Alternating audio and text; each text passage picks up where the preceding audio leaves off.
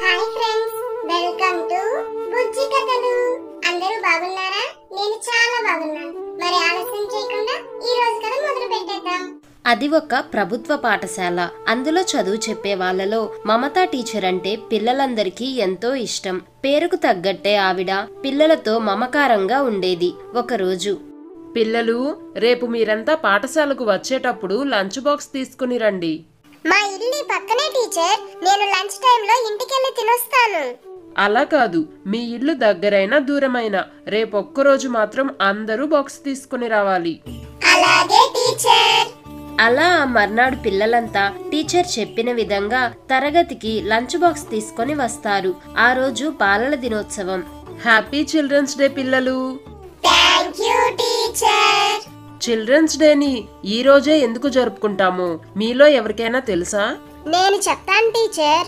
ఈ రోజు ఒకప్పటి మన ప్రధానమంత్రి అయిన జవహర్ లాల్ నెహ్రూ గారి జన్మదినం. ఆయనకు చిన్న పిల్లలన్నా రోజా పువ్వులన్నా ఎంతో ఇష్టం. కాబట్టి ఆయన జ్ఞాపకార్థంగా ఈ రోజుని మనం చిల్డ్రన్స్ డేగా జరుపుకుంటాం.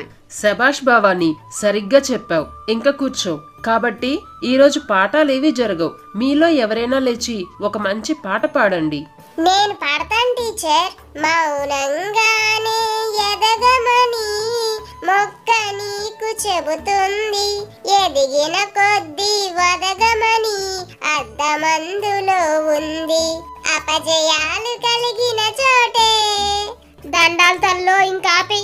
టీచర్, పోకిరి అబ్బాయిలు ఏడిపిస్తున్నారు టీచర్. సర్లే, నువ్వు కూర్చో అమ్మా. ఇంకెవరైనా పాడండి.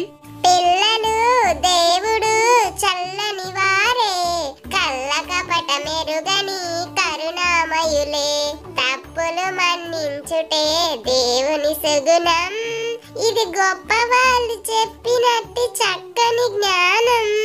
పిల్లలు దేవుడు.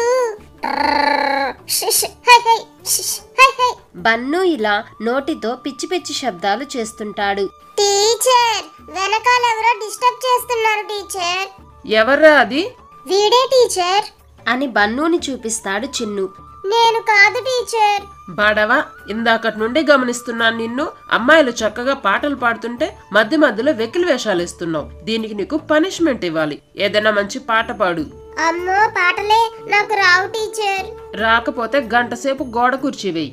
గోడ కూర్చిన గంట సేప నా వల్ల కాదు టీచర్. పాటే పాడతాను అని బన్ను కంగారులో ఏ పాట పాడాలో అర్థం కాక, జనగణమన అధినాయక జయ హే భారత భాగ్య విధాత. ఆ పాపు, ఇదేంటి ఈ పాట పాడుతున్నావు? నాకు ఇదొక్క పాటే వచ్చు టీచర్ అంటాడు బన్ను అమాయకంగా. ఈ మాటకి టీచర్తో సహా తరగతిలోని పిల్లలంతా పగలబడి నవ్వుతారు. అలా అలా మధ్యాహ్నమవుతుంది. మల్లయ్య లంచ్ బెల్ కొడతాడు. పిల్లలు, అందరూ లంచ్ బాక్సులు తెచ్చుకున్నారా? ఓ, తెచ్చాం టీచర్. అందరూ మీ లంచ్ బాక్సులు తెరవండి. తెరిచాం టీచర్. ఇక తినేయడమే కదా టీచర్. ఎవ్వరూ తినకూడదు. మీ లంచ్ బాక్స్ ని తరగతిలోని మిగతా వాళ్ళందరితో తినిపించాలి. టీచర్ ఈ మాట చెప్పగానే పిల్లలందరూ తమ తమ లంచ్ బాక్సులు పట్టుకొని అందరికీ ఒక్కో ముద్ద తినిపిస్తూ వెళతారు. అలా కాసేపటి తర్వాత అందరూ తమ లంచ్ బాక్సులు పట్టుకొని మమతా టీచర్ ని చుట్టేస్తారు. టీచర్, ముందు నా బాక్స్ తినండి. కాదు టీచర్, ముందు నాది.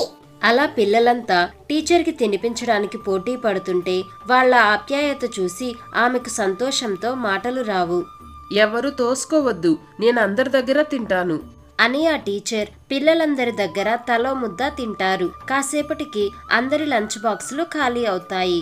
మీ ఐడియా చాలా బాగుంది టీచర్. లంచ్ బాక్స్ ని క్లాస్ లో అందరితోనూ షేర్ చేసుకుని తిన్నాం. కడుపు ఎలా నిండిందో కూడా తెలియలేదు. అవును టీచర్. బాగుందా? అయితే వినండి. ఇదొక్క విషయంలోనే కాదు, ఎవరికి ఎలాంటి కష్టం వచ్చినా అందరూ ఒకరికొకరు సహాయం చేసుకుంటూ కలిసిమెలిసి స్నేహభావంతో ఉండాలి. అలాగే టీచర్.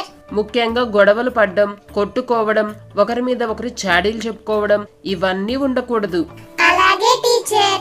అలా మమతా టీచర్ ప్రతి సంవత్సరం చిల్డ్రన్స్ డే రోజు పిల్లలతో చేయించేవారు. ఇది మా స్కూల్లో మేము జరుపుకునే చిల్డ్రన్స్ డే. మీ స్కూల్లో మీరు ఎలా జరుపుకునే వాళ్ళో కమెంట్స్ ద్వారా తెలియజేయండి. Happy children's day to all. ఈ కథ కనుక మీకు నచ్చినట్లయితే వెంటనే ఈ వీడియోని లైక్ చేయండి. ఇలాంటి మరిన్ని మంచి మంచి కథల కోసం మన బుజ్జి కథలు యూట్యూబ్ ఛానల్ ని సబ్స్క్రైబ్ చేసుకోండి. Thanks for watching.